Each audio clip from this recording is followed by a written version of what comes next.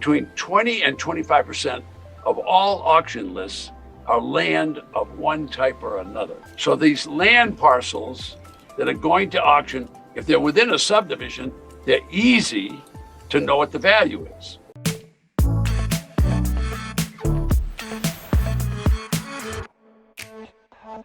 Can you teach people how to find land below market value? Can you get those at tax auctions too? Okay, well, most people are gonna be surprised to hear me say this, because if you're watching television and you're learning real estate, everybody's talking about houses, ranches, big estates, all this stuff. But I've been going to tax auctions and teaching people this for over 30 years.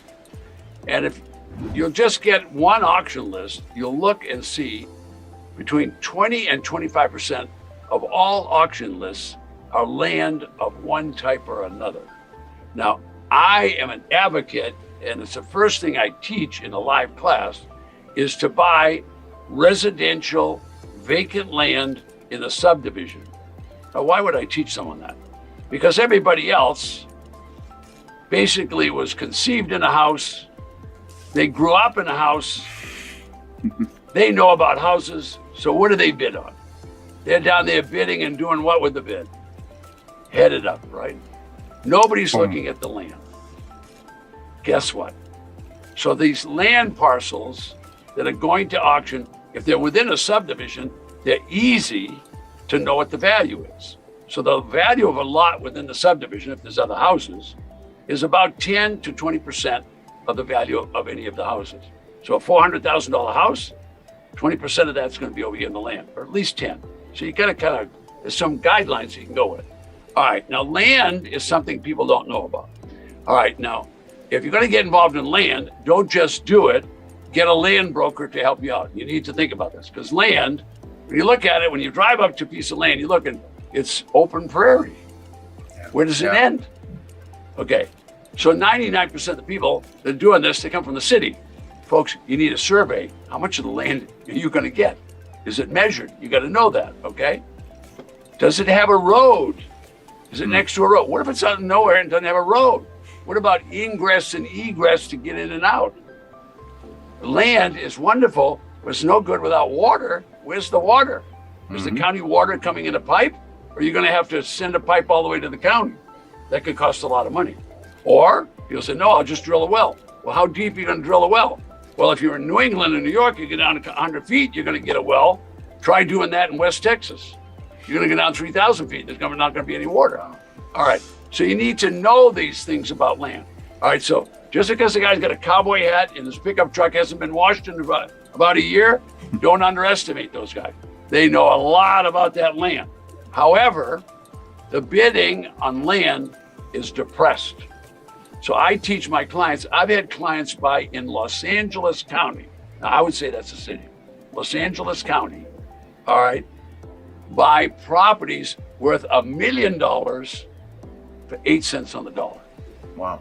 I've had them buy in the Central Valley of California to buy properties at 6 cents on the dollar, because we taught them a sophisticated step-by-step process for buying the land. All right, so there's plenty of properties at every auction. You notice this videos, we had all these videos, very few people will talk about land. Why? People ignore it. Now, they ignore it, they buy it, and they forget it. They won't pay on it. They won't make their payments and whatever. So a lot of it, 20 to 25% of every auction is going to be land of one type or another. Now look, I'm going to be quick and tell you this. It's all different kind of land. The land that's in El Paso, Texas, that's $200 an acre land. You want to stay in Texas and go over to the east side of Texas, it's $30,000 an acre. Why? Because they can cultivate it and put crops, 3 or 4 crops a year on it. All right, so land depends upon the kind of dirt that's there. How do you and I know that? Forget it, we don't want to know that. What we want to know is we want to hire the broker, land broker, not a regular broker. They know how to do houses. You need a land broker that understands different soil means different values. Different water means different value. Road access, different value. Okay, a lot of different things on land. However, anytime that you go to an auction and there's a residential lot, remember what's already there. Under the street is the electrical. Under the street is the sewer. Under the street is water. Okay. All right. Now, when you have utilities to the lot, it has a value.